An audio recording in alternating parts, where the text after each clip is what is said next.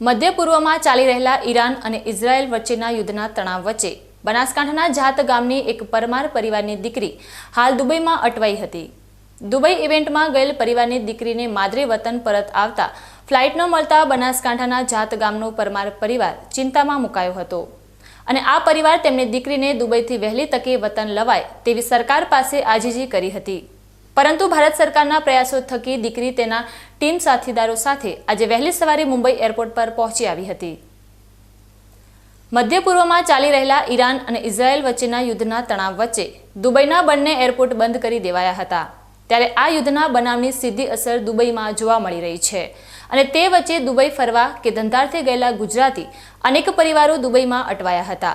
તેમને માત્ર વતન તો આવવું હતું, પરંતુ ફ્લાઇટની ટિકિટ જ નહોતી મળતી। ફ્લાઇટ ન હોવાને કારણે આ પરિવારોને દુબઈમાં અથવા અન્ય સ્થળોએ રોકાવાનો વારો આવ્યો હતો।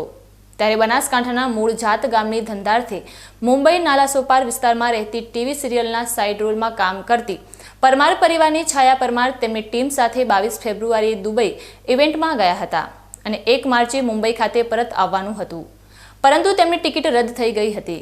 યુદ્ધના તણાવને કારણે ફ્લાઇટ સેવાઓ પ્રભાવિત થતાં તેમની ટિકિટ સતત બીજા દિવસ માટે પણ રદ થઈ ગઈ હતી અને એક બાદ એક રદ થતી આ ટિકિટોને કારણે બનાસકાંઠામાં રહેલા તેમના માતા પિતા સતત ચિંતિત હતા। દર કલાકે વિડીયો કોલ કરીને દીકરીની સલામતી અંગે માહિતી મેળવી રહ્યા હતા। ત્યારે આજે બીકે ન્યૂઝ ચેનલ સાથેની ટેલિફોનિક વાતચીતમાં દુબઈમાં અટવાયેલ પરમાર પરિવારની દીકરી છાયા પરમારે જણાવ્યું હતું કે તેઓ દુબઈમાં સુરક્ષિત હતા, પરંતુ પરત ફરવાની અનિશ્ચિતતાને કારણે ચિંતા વધી રહી હતી। સાથે જ પરિવારે સરકારને આજીજી પણ કરી હતી કે સરકાર વહેલી તકે કોઈ વ્યવસ્થા કરે અને અમારી દીકરીને સરકાર વહેલી તકે વતન પરત લાવે। તેવામાં આજે 4 માર્ચે છાયા પરમાર મુંબઈ સ્થિત એરપોર્ટ પર તેમની ટીમ સાથે આવી પહોંચ્યા છે અને આવતીકાલે તેમના મૂળ વતન બનાસકાંઠાના જાત ગામે પહોંચશે તેમ જણાવ્યું હતું।